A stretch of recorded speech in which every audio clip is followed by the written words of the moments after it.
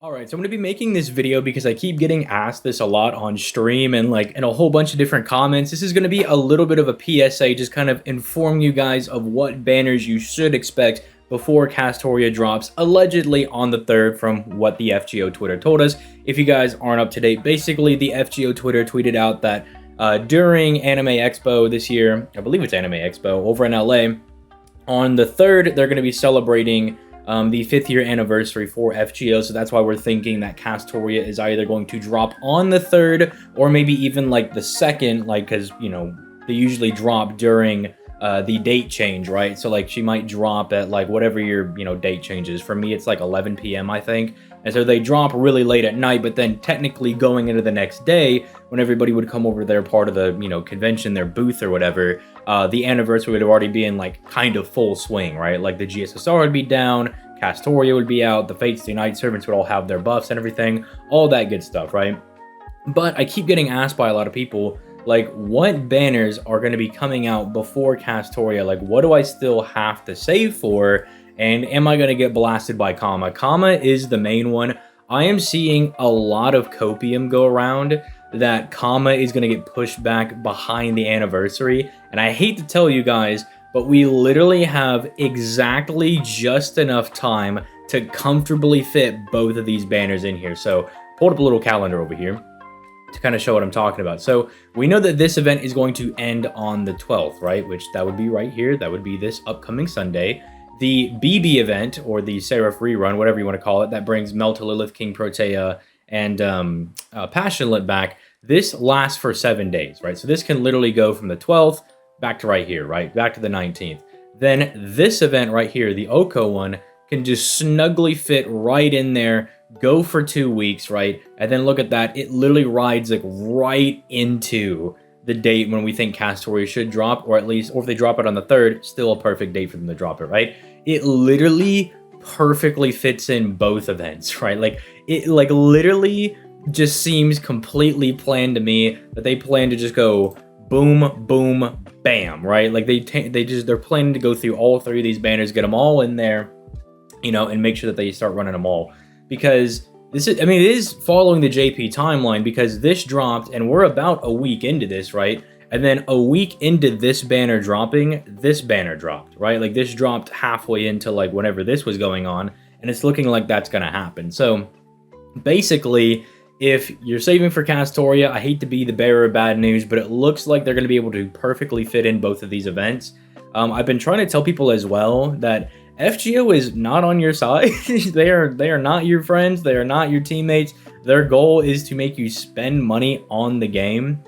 And they know that Castoria down here is a very, very high grossing servant. I mean, she's one of the best servants in the game and is still one of the best servants in the game, if not still the best servant in the game over on the JP version of the game, right? I've said game 7 times the last 2 sentences, right? But they know she's a very high grossing servant, but they also know that Kama is also a very high grossing servant. They know that the Sakura faces are very, very popular. And just from a business perspective, it makes a lot of sense to drop these banners in front of Castoria to get players to spend their Saint Quartz, or spend money, which is also really good for them, but to spend their Saint Quartz, so all of the stuff they've been saving, they lose, and then hopefully, at least from their perspective, since you spent all your Saint Quartz, you're going to now have to buy Saint Quartz for Castoria to pull her, right? The good shining light that I can inform you guys is that for the 5th year anniversary, as long as we don't get absolutely blasted and shafted by Lysengal DW and Lysengal changing hands, and now Lysengal owning the business, we should get an absolute metric butt ton of Saint Quartz, right?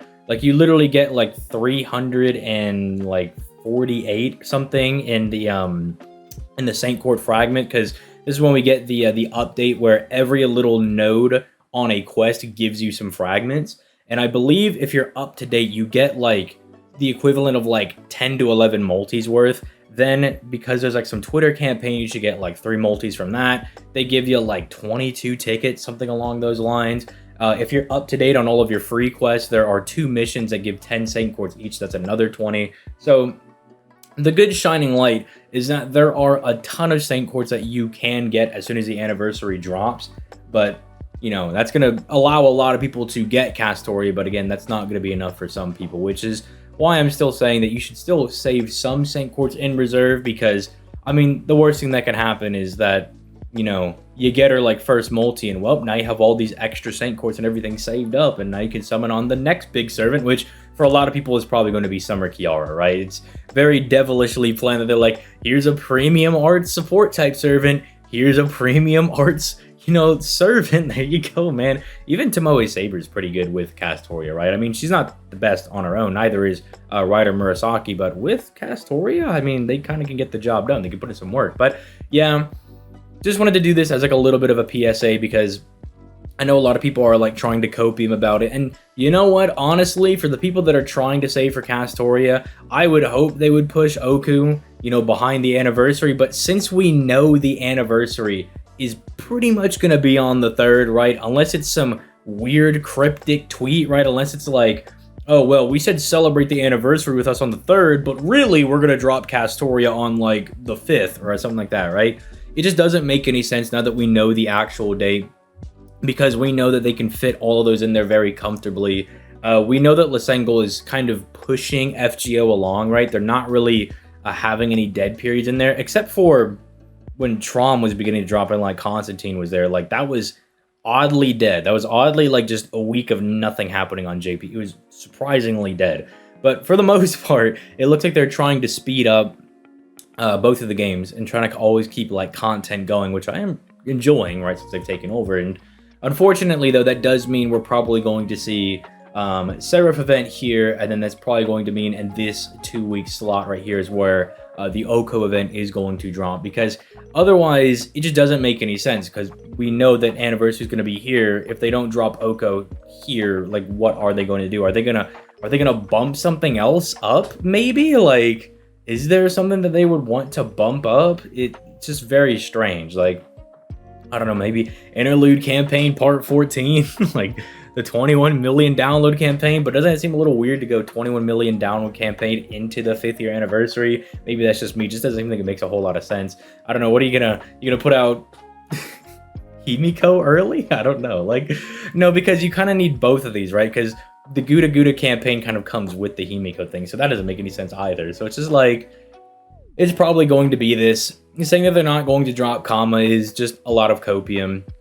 It could, because unfortunately, like, pretty much all of these servants are really good. Like Kama, even if you don't have Scotty, is supremely good. Kiara, even if you have her, it's very tempting to summon for NP2, because NP2 and higher Kiara just blast everything in the game. I recently got NP3 Kiara over on the JP version of the game, and if you were coming to any of the streams, which by the way is linked in the description down below, you guys would have seen that we pretty much blasted all of Trom off the back of Kiara. Like, she pretty much just blew everybody's backs out. It was pretty dang good. And then even this guy's pretty good as like a burst saber if you happen to get him, but obviously nobody's summoning for Munanori specifically. If you're that one guy, props to you. And then even before, Melta Lilith is a premium quick DPS servant, right? King Proteus is very fun to use, right? In the fact that she's like a very, very strong stall servant. Suzuka's fine. She's usable, right? She's not like anything crazy, but she's definitely fine. You can get a lot of use out of her. I personally use her a lot, but that's also because I like my Fox waifus, you know what I'm saying? And then Lip is just unfortunate. Lip's a trophy, you know, like you summon for Lip not because you're gonna use her, you summon for Lip because it just feels good to have, right? I'm one of those people. I summoned for Lip when she came back last time because I was like, I don't like not having Passion Lip. Like, it's weird having Melta Lilith and not Passion Lip, right? It's like really, really strange. But yeah, so sorry guys, I don't think we can copium our ways out of this. If they don't drop it, I'll be surprised and they put something else in here. But I'm just telling you guys right now, with this event ending on the 12th, the Seraph event right here being a perfect 7 days can just go from, you know, just take up this week, and then we could start Oko right here and then perfectly slide into the anniversary. So yeah, it just seems kind of copium to say that they're not going to drop these, but yeah, so I'm sorry guys. I'm sorry for anybody that's like kind of like, oh, I wanted to really summon for Kama before Castoria was hoping she'd get pushed back, because it also just doesn't make sense to have this follow the anniversary, because the point is when they show off the 5th year anniversary servants, when they did it on the JP version, they showed servant camp with the 5-year stuff. If you guys remember that live stream from 2 years back, they showed off Castoria, then they showed off the first banner. So these are clearly supposed to follow one another. they're supposed to go in sequence with one another. So, but maybe, I don't know, maybe you can copium it and say that they'll try to push this back, but then again, it just looks like they're bumping these up, right? Because these originally dropped in August, and it's not like we're not in summer right now. In fact, I think this was really late for a summer event, to be honest. I'm like, bro, summer is almost over, dude. We're almost in September, bro. We're almost in fall, dude. What's going on here? But yeah, sorry guys. But you know, still leave a like on the video. Subscribe anyway. Sorry that I shattered some people's copium, but I don't know. Maybe they do bump the Himiko event right here and they push Oku back. But again, still, I don't know. It kind of seems like these are supposed to be kind of in tandem as well, because these are all Sakura faces. These characters all have a relation to each other. Seem like they dropped them back to back on purpose. But yeah, let me know what you guys think in the comments down below. Leave a like on the video, subscribe for daily FGO content. If you want to get some more free content, I stream every day or every weekday over on my Twitch. And speaking of, there is a $250 cash prize Yu-Gi-Oh! Master Duel tournament happening tomorrow. We've got a lot of people pulling up for it. I'd love to see more people sign up. So if you have Yu-Gi-Oh! Master Duel, I highly encourage you to go in there. And if you're like, man, can I even build a deck in a day? You definitely can. Master Duel is very, very good when you first start off. You can literally get like 1 billion gems and just literally go build Sword Soul or something, right? Go build Sword Soul. Go build, like, go build Paleo, Paleo Frog. That's fun stuff.